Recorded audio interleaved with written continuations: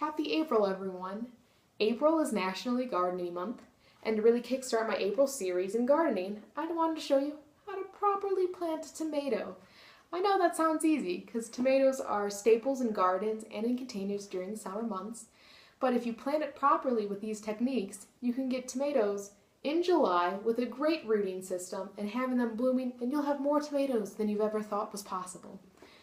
I must admit, I am not a huge fan of tomatoes. I do, though, like to take tomatoes from my garden and then put them in a saucepan and make a nice sauce with it and then can it for winter.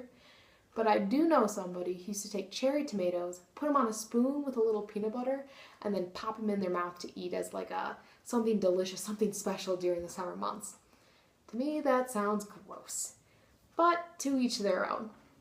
Now, to properly plant a tomato plant, you first have to know what kind of tomato you're using. Is it determinate or indeterminate? These two words sound a little weird, but they're pretty easy to understand. Determinate, you just know what the height the tomato is going to grow for, so you really want to know that if you're putting your tomato in your container. And indeterminate is when you don't know the height your tomato is going to be, so it's best to stick it in your garden and then stake it well, because this thing can go crazy. I have a determinate tomato plant, so it's going to be great for using in my pot. And I got one where I can plant the pot straight into the soil. I love these pots. One, I'm not wasting any plastic, taking it out and throwing the plastic away for just a tomato plant in soilless media. But I'm also able to keep the structure of the root system so you're not getting that much of a shock that your plant's going to have from transferring it from a plastic container and then into the soil. Now with my tomato plant, I then ripped off the top edges around. As you can see, I have like little scraps right here around the top because I wanted to make sure my own soil stood around the base of my tomato plant. Most people will make a hole and they'll stick their tomato plant right in the container and look it.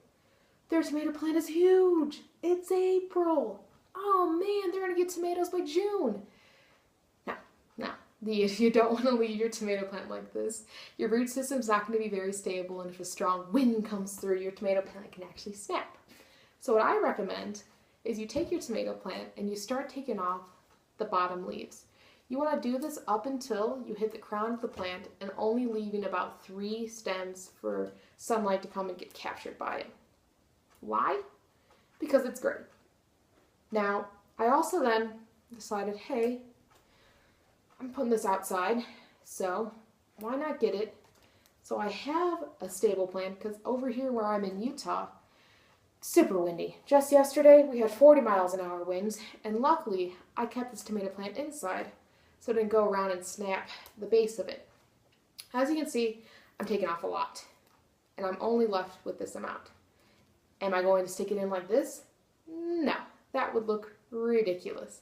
What I'm going to do is I'm going to plant my tomato up until the little green part is starting to show. What happens is your tomato is actually going to start budding out roots from the little scream stem here into your soil, and it's going to make a nice stable thing than just this as your roots. It's going to be all of this as your roots in your pot. As you plant it, make sure you get a great depth, and then make sure, I would recommend actually planting this outside, so if you get dirt everywhere, then you can just wipe it off easily. But I did it inside because it snowed this morning.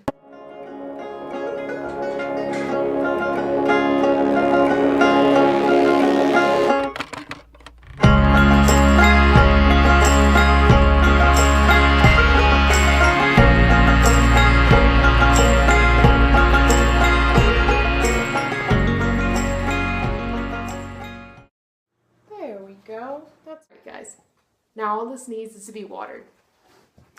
And, you know, it's April. It's becoming May. April showers bring May flowers. April showers bring bigger tomato plants. All you have to do now is stick this outside. I know, it doesn't look as big as it did before, but you're going to get a much better root system, and your big luscious tomatoes in July are going to be able to on this nicely formed plant because your roots can hold up your plant, and your plant can hold up your tomatoes. It's going to be wonderful. Check out next week for another gardening tip for the month of April, because it is National Gardening Month. Have fun planting your own tomato. Bye.